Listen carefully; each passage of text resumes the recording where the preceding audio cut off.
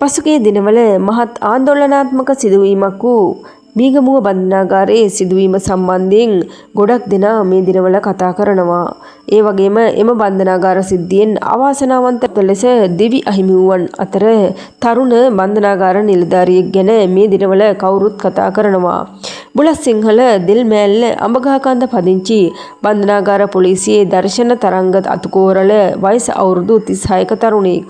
ඔහු වැලිකඩ බන්ධනාගාරයට අනියුක්තව රාජකාරී ඉටු කළ අයෙකු වන අතර පසුව එදා සිද්ධිය වන අවස්ථාවේදී ඔහු මෙම ස්ථානයට ගොස් තිබෙනවා. බුලත් සිංහල ජාතික පාසලේ ආදි සිසුවකු වන ඔහු ක්‍රිකට් ක්‍රීඩාවටද ඉතාමත් දක්ෂ පුද්ගලයෙක්. එසේම මෙම පවුලේ සහෝදරයින් දෙදෙනෙකු සහ සහෝදරියන් සිටින අතර මෙලෙස ජීවිතක්ෂයට පත් වූ තරංග පවුලේ බාලයා වනවා. ඔහු ක්‍රිකට් ක්‍රීඩාවට දක්ෂ නිලධාරියෙක් වන අතර මීට අවුරුදු 3කට පමණ පෙර විවාහ පත්ව ඇති බවට තමයි වාර්තා වෙන්නේ. මේ වන විට එක්දරු පියෙකු වන තරංගට වයස මාස 7ක බිලිඳියක් සිටින බවට තොරතුරු වාර්තා වෙනවා. ඉතින් මේ පිළිබඳව තරංගගේ දෙමව්පියන් සංවේදීව අද මාධ්‍යට අදහස් පළ කර තිබුණා. ඔහුගේ පියා දැක්වුවේ මෙවන් අදහසක්. කතා කළා ෆෝන් එක උස්සන්නේ නැහැ. අනේ මට කෝල් එකක් තව වෙනකන් දුන්නේ නැහැ. මතකයේ පමණක් ඉදිරි කරමින් මාස 7ක මල් කැකුලක් පුංචි පවුලත් හැරදා ඔහු සදහටම දිනෙත් පියාගෙන තිබෙනවා. ඇත්තටම මෙම සිද්ධිය සම්බන්ධයෙන් අපි ගොඩක් කනගාටු වෙනවා. ඇත්තටම මේ සිද්ධියෙන් මගේ පුතා මට අහිමි වුණා. ඒක මහත් කනකාටුදායක සිදුවීමක්.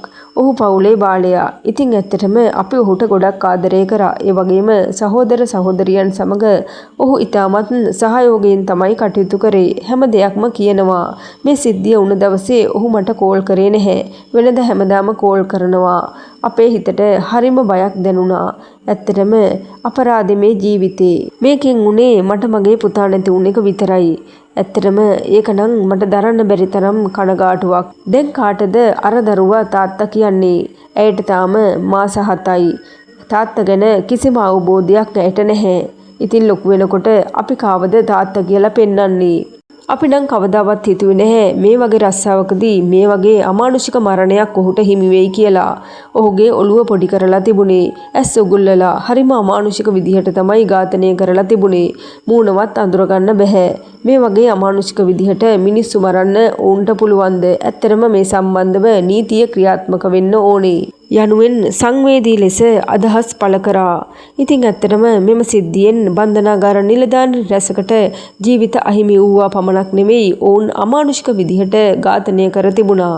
ඉතින් ඔවුන්ට කවදා නීතිය හිමි වෙයිද කියලා ගොඩක් දෙනා කතා කරනවා. ඒ වගේම ඔවුන් වෙනත් බන්ධනාගාරවලට මාරු කර යැවීමටද කටයුතු කර තිබෙනවා. ඉතින් අපි බලමු ඉදිරියට මේ ගැන මොකද වෙන්නේ කියලා. රටේ ලෝකයේ සිදුවන අලුත්ම තොරතුරු දැනගන්න අපේ නාලිකාව සබ්ස්ක්‍රයිබ් කරලා තියාගන්න.